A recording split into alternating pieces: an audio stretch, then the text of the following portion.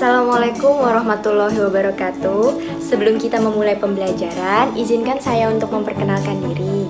Nama saya Dwi Agustin Tias, biasa dipanggil dengan Ibu Tias. Saya adalah laboran di SMA Negeri 5 Balikpapan. Nah, karena saya berasal dari lulusan pendidikan, jadi saya juga dipercaya untuk mengajar sebagai guru kimia. Saya mengajarnya di kelas 10 IPA 1, 10 IPA 2, dan 10 IPA 3. Nah, sebenarnya yang mengajar di kelas 10 IPA 4 sampai dengan 10 IPA 7 itu adalah Pak Joko. Namun, karena ini pembelajarannya secara daring, kami guru kimia, yakni Ibu Sri, saya, dan Pak Joko itu membagi tugas agar pekerjaannya juga menjadi lebih ringan. Jadi saya dipercaya untuk mengajar semua kelas 10 selama daring, kemudian Pak Joko di kelas 11 dan Bu Sri di kelas 12. Nah, jadi nanti kalau misalnya pembelajarannya sudah kembali secara normal, kalian kembali ke sekolah, itu kemungkinan untuk kelas 10 IPA 4 sampai 10 IPA 7 kembali diajarkan oleh Pak Joko. Nah, di sini saya ingin menjelaskan, silahkan kalian siapkan satu buah buku tulis, kalau bisa sih buku tulis yang tebal untuk pelajaran kimia. Jadi catatan dan latihan itu dicampur saja. Nah, kenapa saya minta yang tebal? Karena itu nanti mungkin bisa dipakai sampai di kelas 12. Jadi kalian tidak perlu misalnya nanti kelas 11-nya ganti buku lagi, kelas 12 ganti buku lagi. Jadi kita biar lebih menghemat saja. Nah, kemudian tolong bukunya disampul dengan sampul koran bekas dan tidak perlu diplastikin. Yang penting kalian sampul dengan rapi, boleh di staples, boleh disolasi, mungkin lebih kuat kalau misalnya di selotip atau disolasi. Nah, kemudian yang kedua yang ingin saya jelaskan adalah indikator penilaian dari saya. Jadi saya menilai siswa itu kalau salah tugas bukan karena dia lebih cepat, tapi saya lebih melihatnya secara objektif. Jadi bukan subjektif. Saya melihat isinya bagaimana, yang penting dikerjakan sebelum deadline atau pada saat deadline. Jadi tidak melebihi deadline, tugasnya terlambat itu mungkin kemungkinan bisa mengurangi nilainya. Nah, kemudian indikator penilaian berikutnya adalah kerapian penulisan. Mengapa kerapian itu menjadi indikator penilaian dari saya? Karena menurut saya kalau misalnya untuk siswa sekarang itu kebanyakan yang penting udah ngerjain dan tidak peduli masalah kerapian. Padahal kerapian itu sendiri yang menambah semangat belajar kalian untuk membaca buku. Kemudian indikator penilaian berikutnya adalah masalah keberanian kalian untuk menjawab pertanyaan. Nah, jadi kalau misalnya saya punya soal, nah itu kalau kalian menjawabnya dengan tepat atau bahkan setidaknya hampir tepat, itu mendapatkan poin tambahan dari saya. Bahkan kalau kalian aktif mungkin bertanya, itu juga mendapatkan nilai tambahan. Nah, namun mungkin nilai tambahannya itu berbeda dengan yang menjawab pertanyaan ya. Jadi setidaknya keaktifan kalian itu adalah menjadi patokan indikator penilaian dari saya. Nah, saya harap walaupun pembelajaran ini terjadi secara daring, tapi kalian tetap efektif untuk mempelajari materi-materi yang telah saya berikan. Kemudian kalian juga mengerjakan tugas dengan baik dan sesuai deadline-nya. Nah, jika ada pertanyaan, jangan sungkan untuk menanyakannya di forum. Dan ingat, tadi saya katakan semakin kalian sering bertanya, itu berarti juga sebenarnya melatih kalian untuk berpikir kritis. Nah, di situ juga saya akan memberikan poin tambahan. Lalu, sudah siapkah kalian untuk belajar kimia? Kalau kalian memilih jurusan IPA, itu artinya kalian sudah siap untuk menghadapi pembelajaran eksak seperti biologi, fisika, dan kimia. Mungkin untuk biologi dan fisika kalian sudah pernah mendapatkannya pada SMP. Nah, sedangkan di jenjang SMA kalian bertemu dengan kimia. Nah, pada dasarnya dunia kita itu adalah dunia kimia. Kenapa? Karena semua peristiwa itu pasti melibatkan kimia. Zat kimia yang ada di sekitar kita itu semuanya mengandung bahan kimia. Jadi, tidak ada alasan kalian untuk tidak menyukai kimia. Karena kalau kalian tidak menyukai kimia, berarti artinya kalian tidak menyukai dunia kalian sendiri. Selama 1 semester ini, ada 5 bab yang akan kalian pelajari, yakni bisa kalian baca sendiri ya.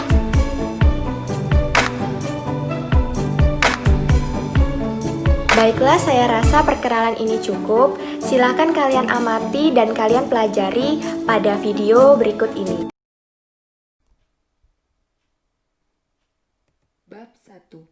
Hakikat ilmu kimia dan peran ilmu kimia dalam kehidupan. Ada beberapa subbab yang akan kita pelajari pada bab 1 ini. Yang pertama, ruang lingkup kimia, kemudian hakikat ilmu kimia, peran ilmu kimia dalam ilmu pengetahuan lain, pengantar ke laboratorium kimia, dan metode ilmiah. Adakah materi di bawah ini yang tidak mengandung bahan kimia? Jika kita amati pada keenam gambar, menurut kalian, apakah setiap benda tersebut atau materi tersebut itu mengandung bahan kimia, ataukah ada gambar yang tidak mengandung bahan kimia? Seperti pada gambar A, bensin itu mengandung bahan kimia N-heptana dan senyawa isooktana yang nantinya akan kalian pelajari lebih lanjut di kelas 11 semester 1.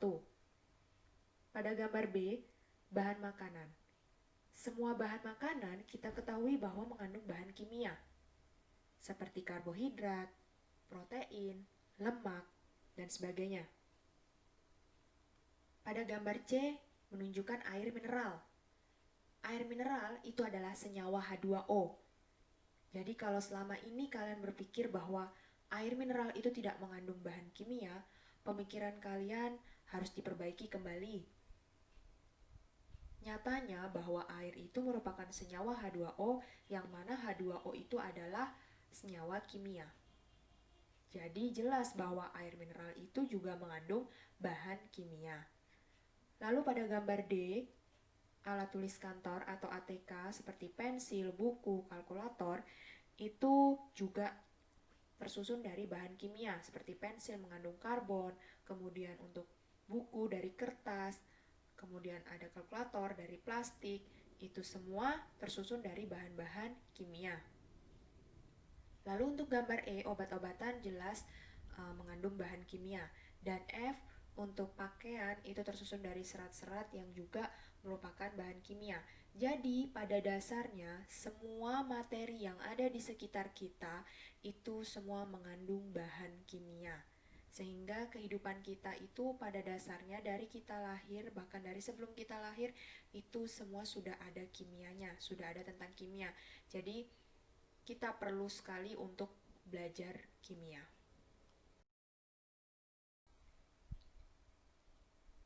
Lalu selanjutnya, apakah ilmu kimia itu? Kimia adalah cabang ilmu yang mempelajari tentang komposisi materi, sifat, perubahan, dan energi yang menyertai perubahan tersebut.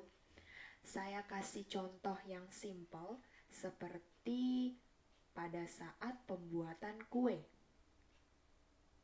Pada saat pembuatan kue, di situ kita perlu menerapkan ilmu kimia. Mengapa? Nah, tadi setelah dijelaskan bahwa kimia adalah cabang ilmu yang mempelajari tentang komposisi materi. Artinya, untuk membuat sebuah kue, kita perlu komposisi seperti tepung, gula, mentega, itu termasuk komposisi. Kemudian, kimia juga mempelajari tentang sifat. Nah, sifatnya ini seperti gula itu manis, kemudian mentega bersifat sedikit asin. Dari perpaduan tersebut nantinya akan menyebabkan adanya perubahan. Adanya perubahan yang menjadi sebuah kue. Jadi sudah kita pelajari dari pembuatan kue tersebut mulai dari komposisinya, sifat setiap bahannya sehingga menjadi sebuah kue yang manis, padahal pada penggunaan komposisi ternyata ada garam, kemudian ada mentega yang bersifat asin. Lalu untuk perubahan juga, perubahan menjadi kue, dan energi yang menyertai perubahan tersebut.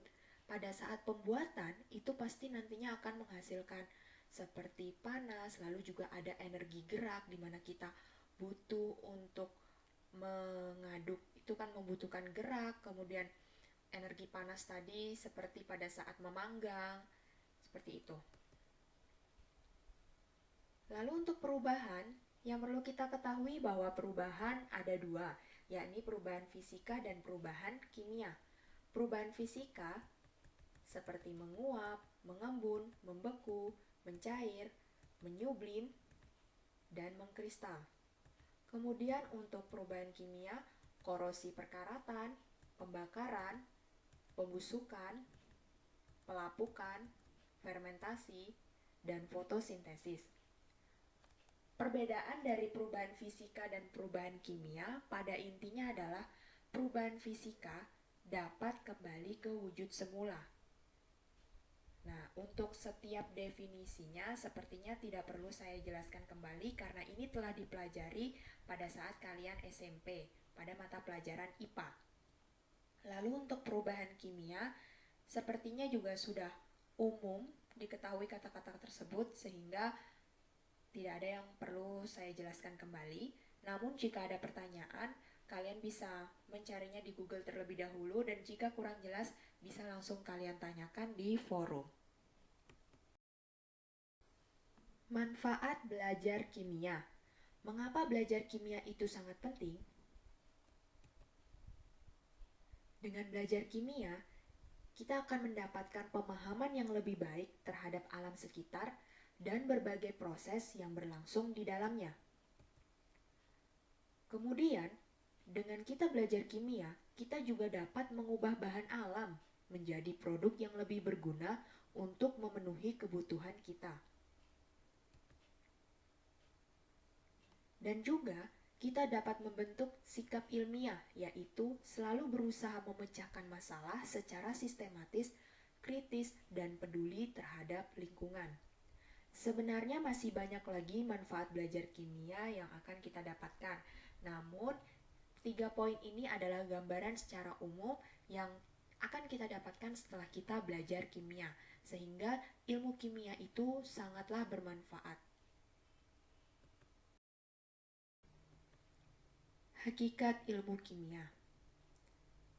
Ngomong-ngomong tentang hakikat ilmu kimia, pada slide-slide sebelumnya tadi telah saya tanyakan apakah ada materi yang tidak mengandung bahan kimia. Sebenarnya apa sih materi itu? Materi itu adalah segala sesuatu yang menempati ruang dan memiliki massa. Jadi kalau saya tanyakan, sebutkan contoh dari materi, benda apa saja dapat kalian sebut, baik itu bendanya gas, cair, maupun padat. Seperti yang ada di dalam kelas, misalnya seperti meja, kursi, itu termasuk materi. Apakah manusia juga disebut materi? Ya, benar. Karena manusia memiliki volume, kita memiliki berat. Kita juga menempati ruang. Materi terdiri dari 2. Yang pertama, yakni zat tunggal, di mana zat tunggal itu adalah materi yang tidak dapat dipisahkan dengan cara fisika. Dan zat tunggal dibedakan menjadi 2, yakni unsur dan senyawa. Unsur, zat tunggal yang tidak dapat diuraikan lagi menjadi zat yang lebih sederhana melalui reaksi kimia biasa. Sedangkan senyawa, zat yang terbentuk dari gabungan beberapa unsur dengan perbandingan tertentu. Mungkin jika kalian melihat kedua contoh ini, kalian bisa membedakan antara mana yang unsur dan mana yang senyawa. Seperti yang kalian lihat, unsur itu terdiri dari, kita sebutnya bisa sebut satu atom juga, satu jenis seperti Na natrium, Al aluminium, Mg magnesium, F2 gas fluorin, nitrogen, gas oksigen, dan sebagainya. Jika kalian ingin mengetahui singkatan dari simbol-simbol tersebut, kalian bisa mencarinya dulu di internet karena nanti mengenai sistem periodik unsur akan kita pelajari di bab berikutnya. Setidaknya di sini saya minta kalian sudah bisa membedakan mana yang unsur dan mana yang senyawa. Dan mungkin pada saat SMP, kalian juga sudah pernah belajar tentang perbedaan antara unsur dan senyawa.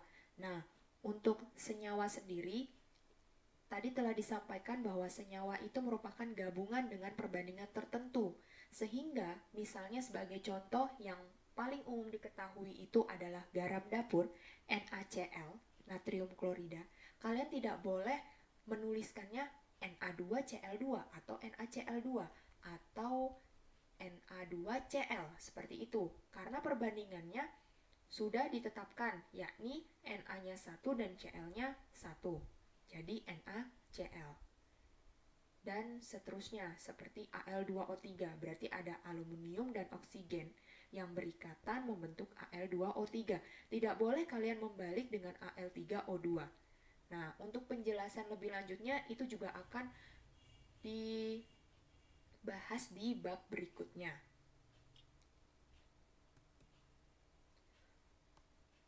Kemudian, materi ini juga dibedakan menjadi campuran yang kedua.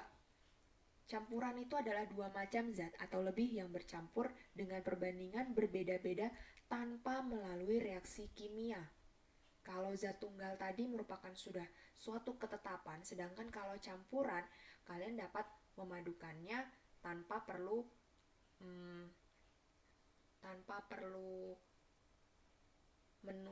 menentukan perbandingannya. Apakah harus 1:1, 1:2, itu terserah. Campuran dibedakan menjadi dua, yakni campuran heterogen dan campuran homogen. Untuk campuran heterogen, artinya dia tidak bercampur atau tetap terpisah, tetap terdiri atas dua fase. Nah, untuk campuran heterogen dibedakan menjadi dua, yakni koloid dan suspensi. Kalau koloid, walaupun dia terdiri dari dua fase, namun dia nampak terlihat oleh mata seperti satu fase. Namun, jika menggunakan mikroskop ultra, dia terlihat sebagai dua fase, sehingga tergolong dengan campuran heterogen. Sedangkan suspensi, jelas-jelas kita melihatnya sebagai dua fase. Nah, kalau campuran homogen itu adalah campuran yang hanya terdiri dari satu fase, seperti contohnya adalah larutan. Dan untuk contoh-contohnya, perbedaan dari koloid dan suspensi, seperti asap. Kita amati bahwa asap itu hanya berupa gas, padahal sebenarnya asap itu memiliki zat terdispersi dan pendispersi. Nah, di sini saya tidak akan menjelaskan zat terdispersi dan pendispersi, karena itu akan dibahas di kelas 11 semester 2. Nah, untuk suspensi adalah lumpur atau es campur, karena itu terlihat kalau misalnya seperti es campur ya. Es campur itu kan ada jelinya, ada kolang-kaling, dan ada airnya. Airnya itu adalah campuran susu, sirup. Tapi antara campuran susu dengan kolang-kalingnya kan kita masih bisa membedakan ya mana yang kolang-kaling dan mana yang susunya. Seperti itu. Nah, sedangkan kalau koloid tadi seperti asap, debu, margarin. Kalau margarin kan kita hanya bisa melihat, oh ini margarin ini dia padat. Seperti itu. Padahal sebenarnya kalau dilelehkan dia jadi cair kan ya. Seperti susu. Susu itu juga seperti itu. Dia merupakan suatu emulsi. Kemudian larutan. Larutan alkohol 70%, seperti itu contohnya. Kemudian air gula, lalu air garam. Kalau ketika garam kita larutkan ke dalam air, maka dia akan menjadi larutan garam. Apakah kita masih bisa membedakan mana yang garam dan mana yang air? Tentu tidak, karena garam sudah larut sepenuhnya ke dalam air. Masih dengan hakikat ilmu kimia, pada slide ini saya akan menjelaskan perbedaan dari molekul unsur, molekul senyawa, dan ion. Disebut molekul unsur jika terdiri dari dua atom yang bergabung menjadi satu unsur, seperti H2O2, N2, F2, Cl2, Br2, I2, atau gas hidrogen, gas oksigen, gas nitrogen, gas fluorin, dan sebagainya. Jadi jika seperti tadi ada natrium, aluminium, itu tidak bisa kita sebut sebagai molekul, tapi hanya kita sebut sebagai unsur. Kemudian molekul senyawa, untuk molekul senyawa ini seperti H2O, NH3, CO2, dan CO, itu kita sebut sebagai molekul, di mana molekul-molekul ini memiliki yang namanya ikatan kovalen. Sedangkan NaCl yang seperti saya contohkan tadi, itu tidak bisa kita sebut sebagai molekul karena dia memiliki ikatan ionik. Nah, untuk ikatan kovalen dan ikatan ionik tadi tidak bisa saya jelaskan lebih lanjut lagi karena itu akan dibahas di bab-bab berikutnya.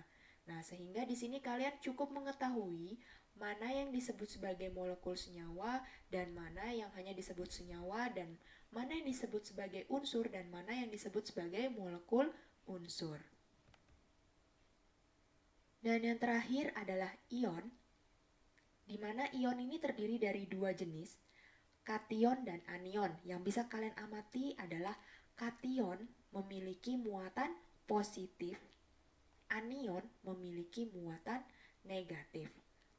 Untuk kation seperti Na+, Mg2+, Al3+, jadi ion natrium, ion magnesium, dan ion aluminium, kalian tidak perlu menghafalkan dulu berapakah harus plus 1 atau dia 2 plus, harus 3 plus, kenapa dia minus 1, kenapa dia 2 min, kenapa minus 1 tidak ditulis, cuma ditulis minus, itu juga akan dijelaskan di bab berikutnya.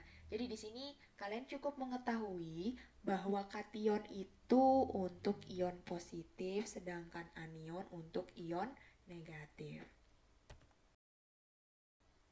Hubungan ilmu kimia dengan ilmu pengetahuan lain. Banyak sekali peran ilmu kimia dalam tiap bidang. Nah, nantinya ini akan kalian jelaskan di bagian tugas.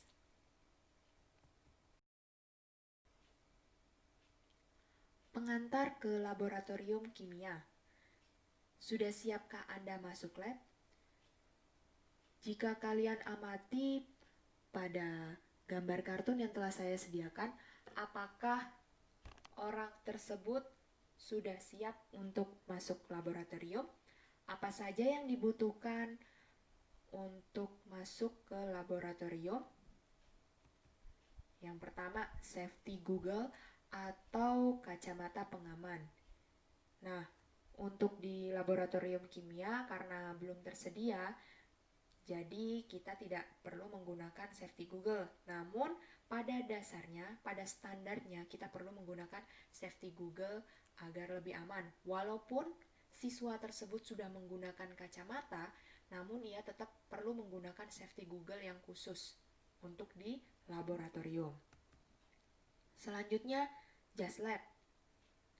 Nah, di laboratorium kimia yang ada di sekolah, pada dasarnya sih sudah ada jas lab, namun mungkin jumlahnya belum mencukupi dan ada beberapa jas lab yang belum dicuci sehingga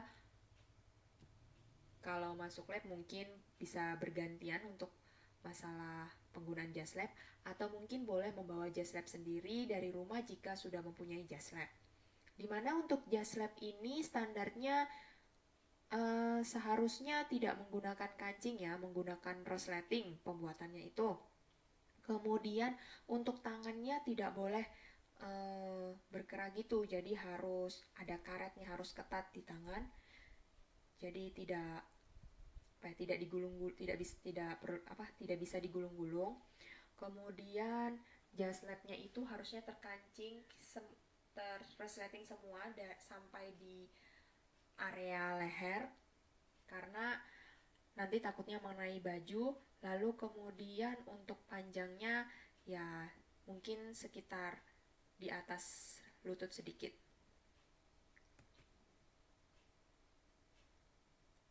Dan kemudian kita juga perlu menggunakan kaos kaki dan juga sepatu agar jika misalnya ada ketumpahan larutan itu sepatu atau kaos kaki bisa melindungi terlebih dahulu, kemudian cepat-cepat dilepaskan dan kita cepat-cepat mencucinya di air mengalir. Lalu yang tidak digunakan oleh orang tersebut adalah yang pertama masker, kemudian latex. Latex itu adalah sarung tangan yang berbahan karet, dimana untuk latex ini biasanya sekali pakai dan kalian bisa membelinya di apotek. Lalu untuk yang perempuan, rambutnya harus diikat Atau kalau misalnya dia berjilbab, perlu dimasukkan ke dalam jas lab. Dan untuk masuk ke lab, kalian harus membawa lap untuk membersihkan meja, kemudian tisu, lalu juga korek api. Biasanya untuk lap, tisu, dan korek api ini perlu disiapkan untuk satu kelompok hanya perlu satu aja. Jadi tidak perlu per individu. Kemudian dilarang membawa makanan atau minuman ke ruang laboratorium kecuali untuk keperluan praktikum. Karena di dalam laboratorium itu banyak sekali gas-gas yang tidak nampak, sehingga kalau misalnya kita membawa makanan atau minuman yang akan kita konsumsi sendiri, maka nantinya takutnya akan terkontaminasi dan meracuni tubuh kita. Dan yang terakhir, bersiap pretest. Pada saat ingin melakukan praktikum, biasanya kami sudah menyediakan soal pretest untuk menguji kalian apakah sebelumnya kalian telah mempelajari apa yang akan dipraktekkan pada hari itu. Untuk soal pretestnya tidak banyak, namun kalian diminta tetap harus mempelajari apa yang akan dipraktekkan, bagaimana prosedurnya, dan nanti bagaimana hipotesis kalian, dan kesimpulan apa yang akan kalian dapatkan.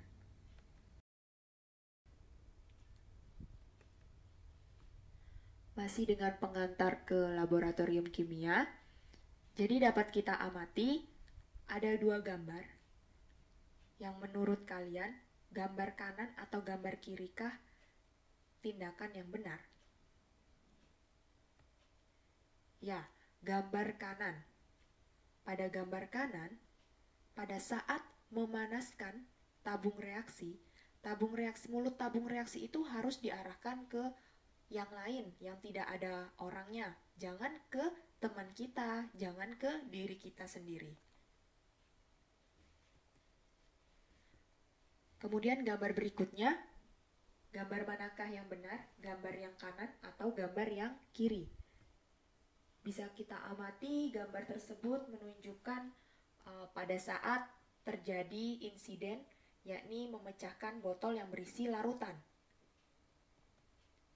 Gambar kiri adalah tindakan yang benar, yakni kita perlu menanyakan kepada pembimbing kita apa yang perlu kita lakukan.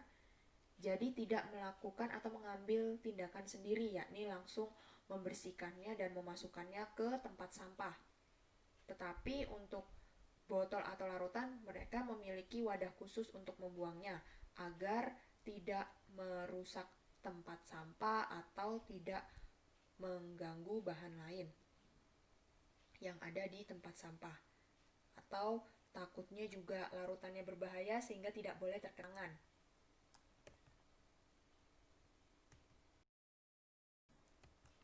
Gambar manakah yang menunjukkan tindakan yang benar? Dapat kita lihat bahwa gambar yang sebelah kiri adalah tindakan yang tepat, yakni anak tersebut ingin mencium bau atau aroma dari larutan yang ada di botol. Nah, kita cukup mengipas-ngipaskan tangan kita dan mengarahkan gas tersebut ke hidung kita. Jadi tidak perlu menempelkan atau mendekatkan hidung kita langsung ke arah botol. Gambar berikutnya, tindakan manakah yang benar? Yakni adalah gambar sebelah kiri. Karena yang ada di meja praktikum itu sebenarnya hanyalah alat dan bahan. Jadi prosedur itu tidak perlu diletakkan di atas meja karena dikhawatirkan akan membahayakan pada saat praktikum, karena prosedur itu kan pastinya ditulis di atas kertas. Nah, takutnya ketika kalian menyalakan api lalu nanti kertasnya kena angin, terbang, lalu terbakar, malah menyebabkan adanya insiden, malah membahayakan.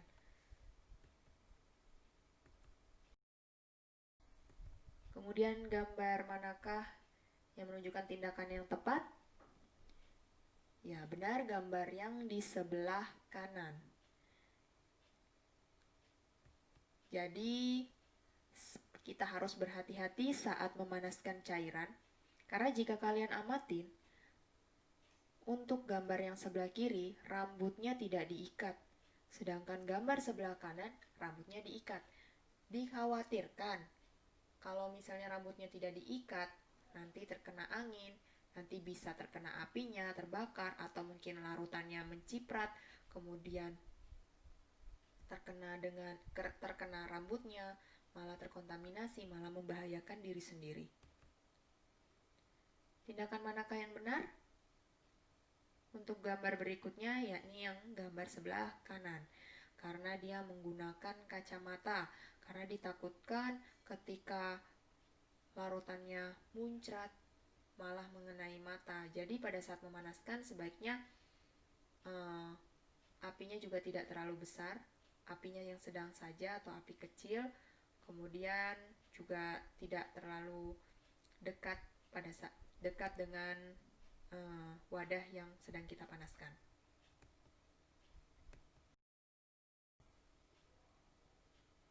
Tindakan manakah yang benar? Ya, gambar sebelah kiri adalah tindakan yang tepat. Nah, pada saat kalian menggunakan larutan, kalian kan mengambil larutan misalnya 10 ml. 10 ml kemudian hanya digunakan 8 ml. Otomatis masih tersisa 2 ml. Itu jangan dibuang, tetapi kembalikan ke wadah lainnya yang mungkin telah disediakan, atau jika tidak disediakan, kalian bisa menempatkannya di tabung reaksi dan menandai bahwa ini larutan, misalnya larutan NaCl seperti itu. Diberi label dan tidak mengembalikan larutan tersebut ke wadah awalnya. Jadi misalnya saya sudah menempatkan botol A yang berisi 1 liter larutan NaCl.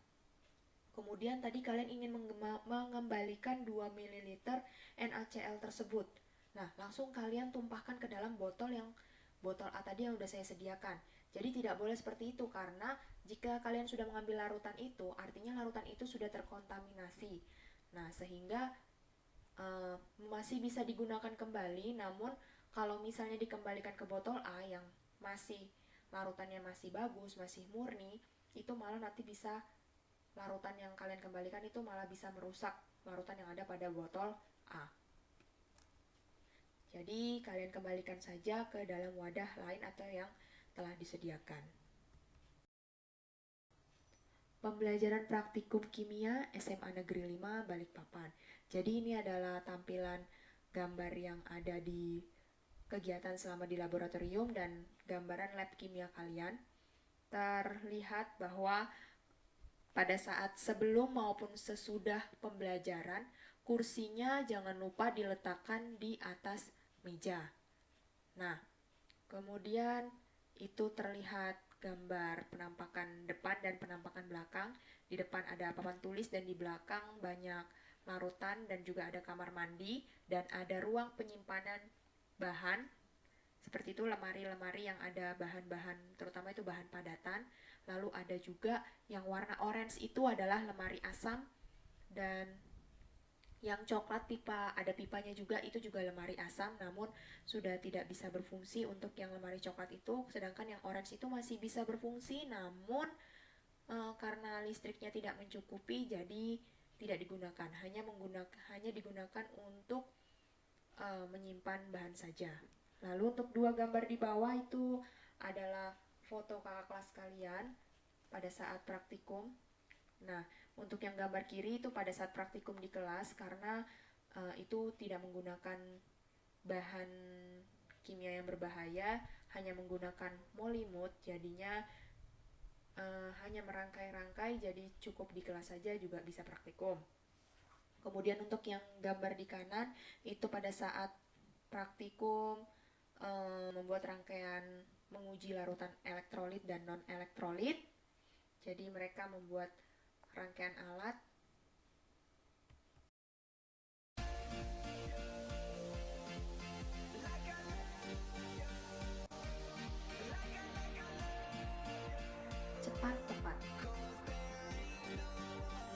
Berikut ini, silahkan kalian pilih satu gambar dan tulis arti simbol tersebut di forum. Silakan kalian bisa cari di internet atau di buku dan sebutkan hurufnya, huruf di gambar keberapa, misalnya huruf A atau apa, kemudian artinya. Untuk gambarnya ada 10, sehingga 10 siswa tercepat dan tepat akan dapat poin tambahan. Dan ingat, satu siswa cukup satu gambar saja. Dan jika gambar yang dipilih sama, misalnya siswa A menjawab gambar, misalnya siswa A menjawab gambar A. Nah, siswa B juga menjawab gambar A. Tapi si siswa B jawabannya tepat dan siswa A juga tepat, namun siswa B lebih dahulu daripada siswa A. Maka yang saya catat namanya adalah siswa B. Yang dapat nilai tambahan adalah siswa yang tercepat menjawab. Berikut ini adalah simbol pada label bahan kimia. Silakan kalian bisa cari di internet atau bisa ke buku dan tuliskan di forum sekarang.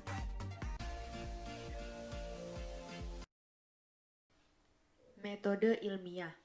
Apa yang dimaksud dengan metode ilmiah? Jadi metode ilmiah adalah suatu cara langkah sistematis untuk memecahkan masalah. Jadi kita harus punya masalah dulu, lalu kita bisa selesaikan dengan menggunakan langkah-langkah yang ada pada metode ilmiah. Saya ambil contoh, saya ingin mengetahui pengaruh suhu terhadap kelarutan susu bubuk Milo dalam air. Jadi kalau suhunya kita buat berbeda-beda, apakah bubuk Milo tersebut larutnya dalam waktu yang sama atau mungkin juga berbeda?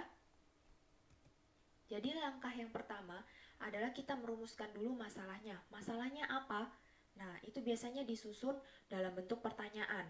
Umumnya pertanyaannya itu bisa bagaimana, kemudian apa. Itu pertanyaan-pertanyaan yang bagus, diawali dengan kata bagaimana atau apa. Namun juga boleh kalian bikin mengapa. Namun sepertinya kalau siapa itu kan pertanyaannya untuk jawabannya terlalu sempit.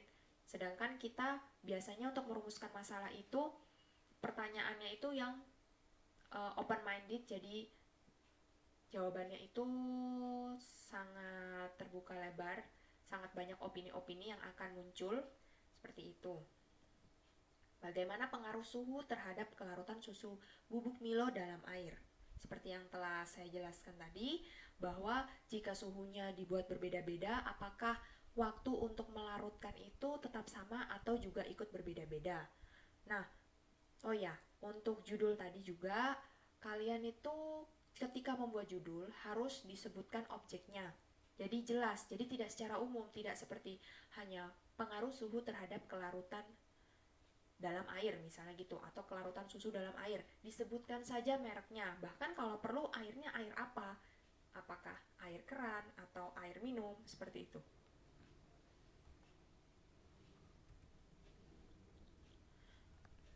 Kemudian langkah selanjutnya adalah mengumpulkan data. Karena kita menggunakan air dan kita membahas tentang kelarutan, jadi datanya yakni data-data tentang kelarutan air.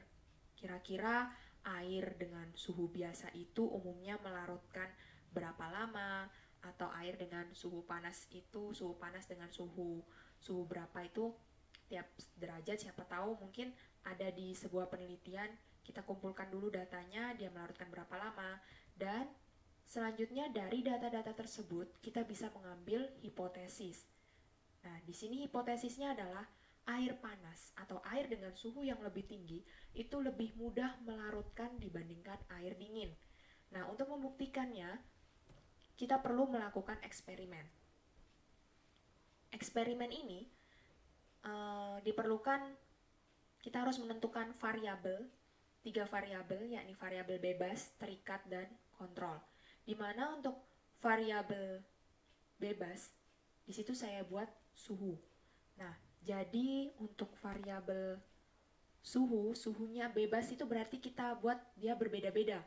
Misalnya, saya punya 5 wadah, kemudian setiap wadah tersebut saya tambahkan 1 sendok bubuk Milo. Kemudian Wadah tersebut juga saya tuangkan dengan air, saya tambahkan air, misalnya 20 ml untuk setiap wadahnya, jadi volume airnya juga sama. Nah, kemudian saya panaskan mulai dari wadah A, saya panaskan. Nah, tapi di sini variabel bebasnya tadi kan adalah suhu. Jadi suhunya kita buat berbeda-beda, misalnya wadah A 30 derajat Celcius, wadah B 40, wadah C 50 derajat Celcius, sampai di wadah E kita buat berbeda juga. Nah, itu namanya variabel bebas. Sedangkan variabel terikat artinya apa yang akan dihasilkan, yang akan berbeda yang dihasilkan itu apa? Yang dihasilkan itu adalah waktu bubuk susu Milo sampai habis larut. Jadi misalnya di wadah A ternyata dalam waktu 1 menit dia bisa larut sepenuhnya. Kemudian wadah B ternyata lebih cepat, mungkin dalam waktu 50 detik dia sudah bisa melarutkan bubuk Milo tersebut.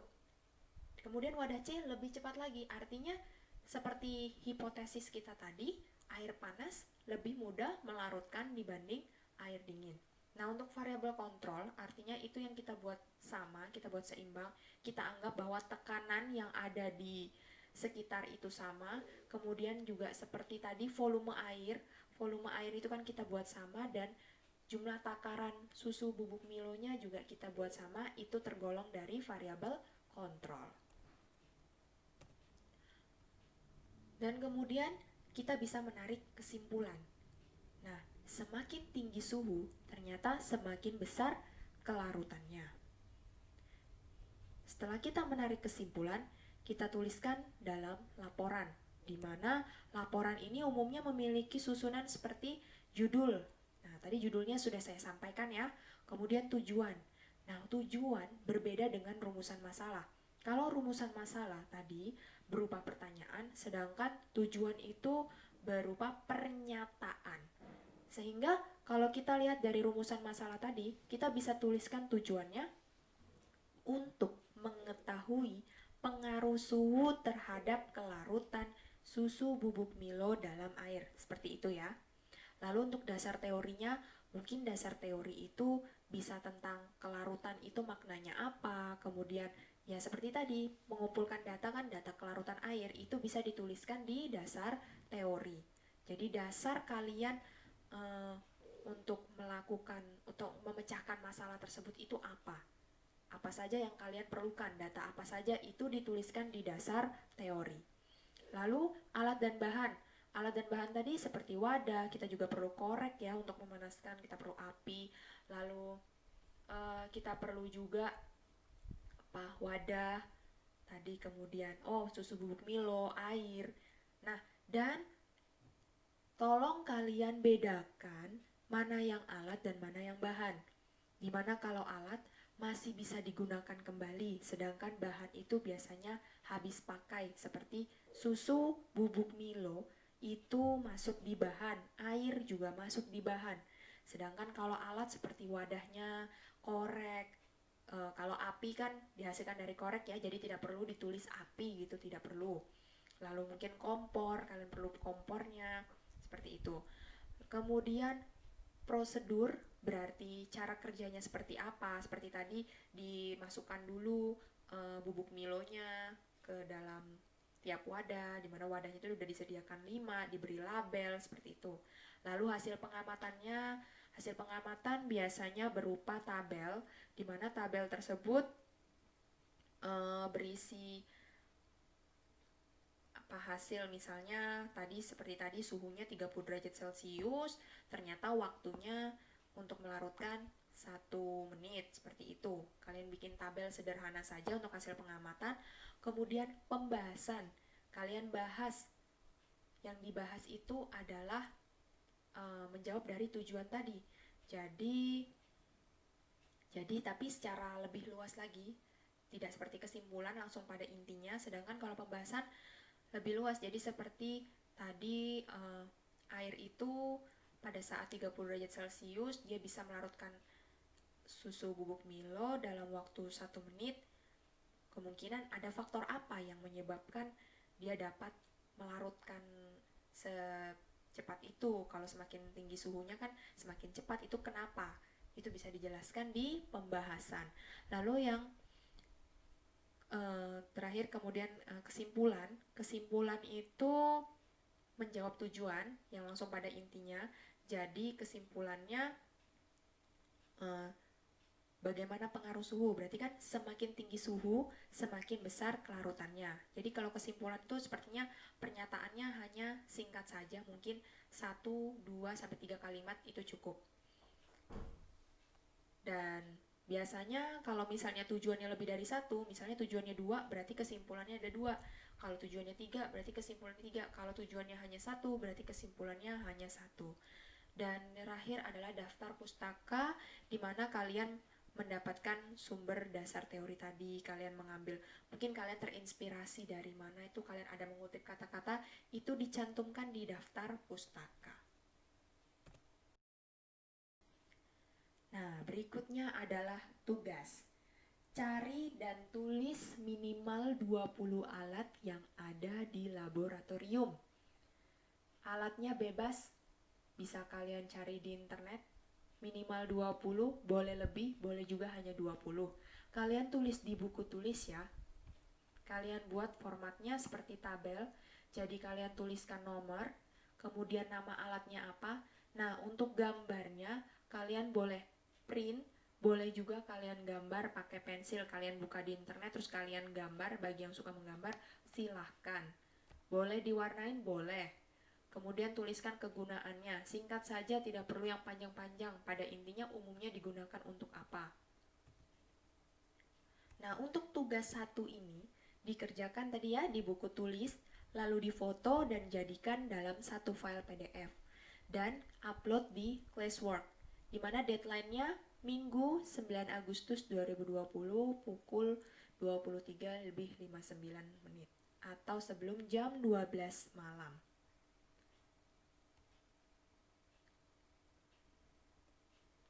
Di sini saya tidak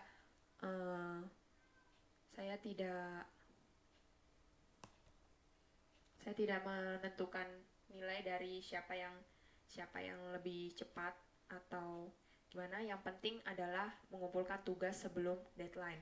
Karena kalau misalnya lebih dari deadline, saya anggap tidak mengerjakan tugas. Atau kalau memang ada halangan, kalian bisa langsung informasikan ke saya. Berikan alasan yang tepat, alasan yang logis, tidak mengada-ngada.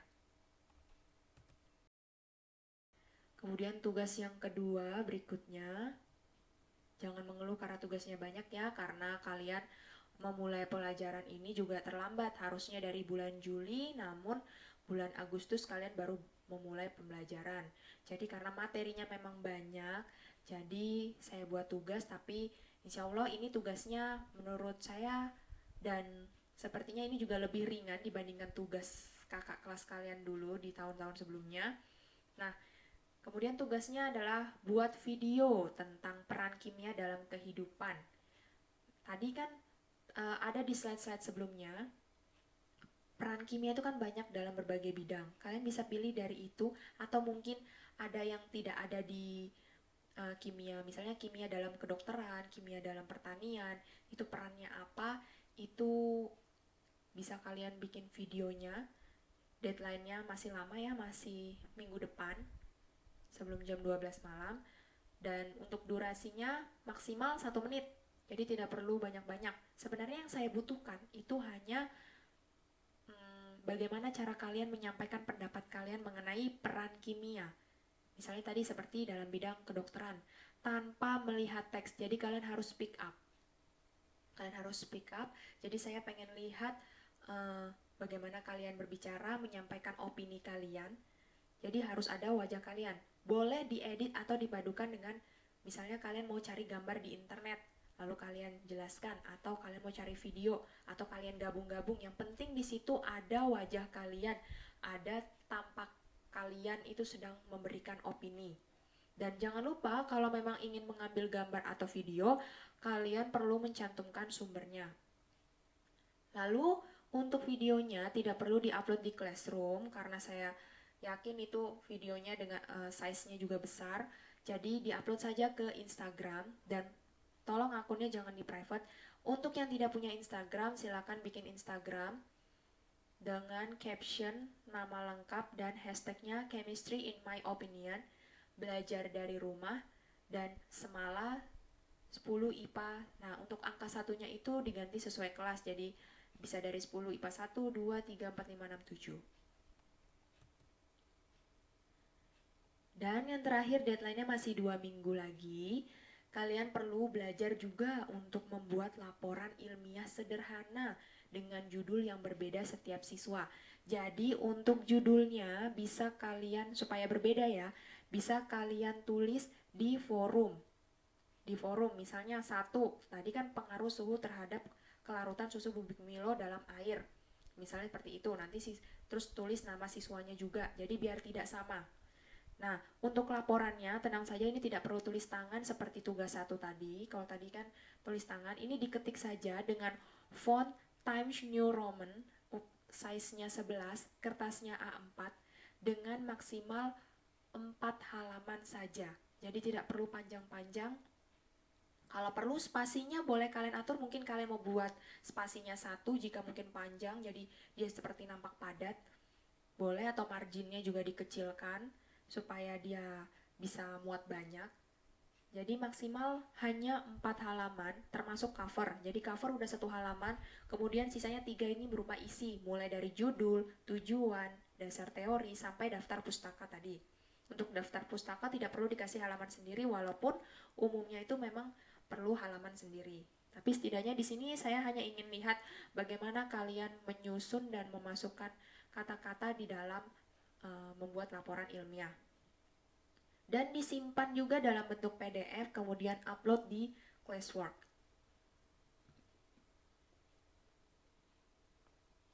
Nah, sekali lagi, saya tidak menilai kalian berdasarkan kecepatan kalian untuk mengerjakan, tapi saya lihat adalah isinya. Jadi, walau dia cepat mengerjakan tapi hanya asal-asalan, ya nilainya pun bisa saya buat asal-asalan. Jadi lebih baik tepat pada deadline-nya, sesuai deadline, yang penting atau sebelum deadline, kemudian sesuai dengan apa yang menjadi tugas kalian, apa yang diminta pada tugas. Dan terima kasih, selamat mengerjakan. Nah, bagaimana? Banyak ya tugasnya. Kalian belajar kan untuk diri kalian sendiri, bukan untuk saya. Jadi, saya harap kalian tetap semangat dan kalian pasti bisa. Oke, saya akhiri pembelajaran hari ini. Kita berdoa saja semoga pembelajaran daring ini tidak lama sehingga kita bisa bertemu, bahkan kita bisa praktikum langsung di laboratorium kimia. Oke, kalau gitu sampai berjumpa minggu depan dan selamat mengerjakan tugas. Wassalamualaikum warahmatullahi wabarakatuh.